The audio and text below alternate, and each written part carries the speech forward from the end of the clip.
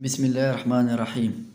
مشاهدينا الكرام، مرحبا بكم في قناتنا 24. أكد الرئيس الجزائري عبد المجيد تبون أن حق الشعب الفلسطيني في إقامة دولة وعاصمتها قدس غير قابل للتصرف والمساواة.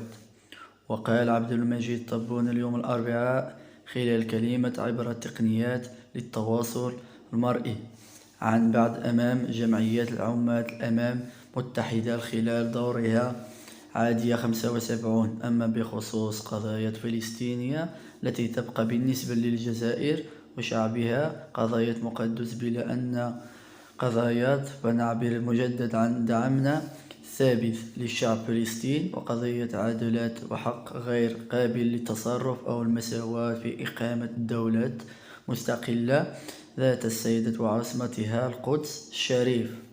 قناعة من بأن تسويتها تعبر مفتاح استقرار في الشرق الأوسط.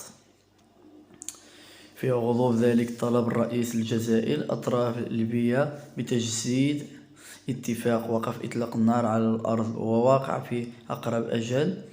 وفيما يخص قضايا الصحراء العربية، أعرب الرئيس الجزائري عن وجود عقبات أمام قضايا مطالبة أمام جمعية العامة أمم متحدة بتكوين الشعب الصحراوي من استفادة تقرير المصير. قليلا نسجل بكل آسف ما تعرف هذه القضايا من عقبة تسويتها لسيما توقف مضافات بين الطرفين والتمثيل في تعيين مبعوث أممي جديد إلى الصحراء العربية.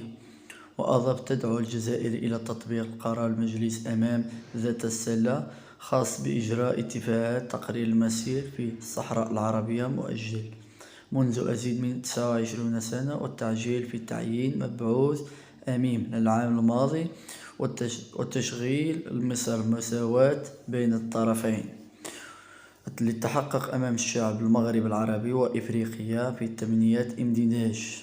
السلام عليكم ورحمة الله وبركاته.